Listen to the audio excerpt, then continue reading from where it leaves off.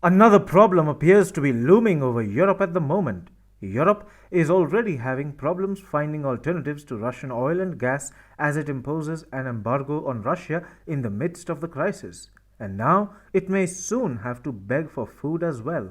Hi and welcome to TFI Global, the foreign affairs and geopolitical analysis arm of the TFI Media Group. I am your host Sanbir, and if you haven't subscribed to the TFI Global channel yet, hit the subscribe button and press the bell icon to receive all the latest updates. Let's begin. Russia and Ukraine are known as the breadbasket of Europe. Both are significant agricultural players, sending about 12% of all food calories traded globally. They are significant suppliers of basic agro commodities such as wheat, maize, and sunflower oil, as well as the world's leading exporters of fertilizers. For their basic food supply, certain regions rely heavily on imports from these two countries. In North Africa and the Middle East, Russia and Ukraine contribute more than half of all cereal imports, while Eastern African countries import 72% of their cereals from Russia and 18% from Ukraine, respectively. These agricultural products were transported via the Black Sea ports.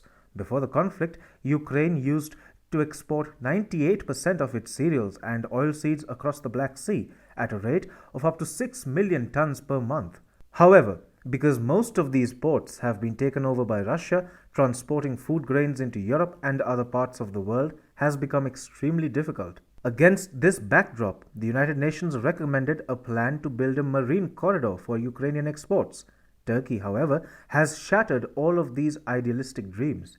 Turkey remarked that it is vital to communicate with both Russia and Ukraine in order to build this route. Turkey has unequivocally stated that Ukrainian food will not be permitted to pass through its straits, which are part of the UN's proposed maritime route, without Russian agreement. This is, without a doubt, a major setback for Europe. The question is, why is Turkey imposing these restrictions? There are two plausible explanations for this. The Greece factor is one of them. The other is the admission of Sweden and Finland to NATO. Let's start with the Greece factor. As we all know, the Cyprus issue has been at the heart of numerous previous disputes between Turkey and Greece. In August 2020, for example, when a Turkish and a Greek ship collided, both countries were on the verge of war. The European Union, however, had appeared to be split on the issue. Angela Merkel, the former German Chancellor, used all diplomatic means at her disposal to avert more violence. On the other hand, France pushed Greece to be more proactive and supported its maximalist goals. As a result, Turkey may be aiming to win the backing of the entire European Union by putting such a condition on Ukrainian wheat entering Europe. When it comes to Sweden and Finland joining NATO, the world is aware that Turkey is utterly opposed to their membership request. Turkey claims that Sweden and Finland's long-standing support for Kurdish terrorists jeopardizes its national security. Kurdish parties such as the YPG have long sought refuge in European capitals.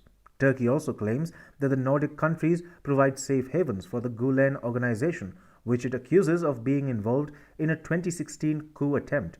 As a result, Turkey is likely to exploit the idea of a proposed maritime route as leverage to encourage Europe not to allow both of these nations to join NATO.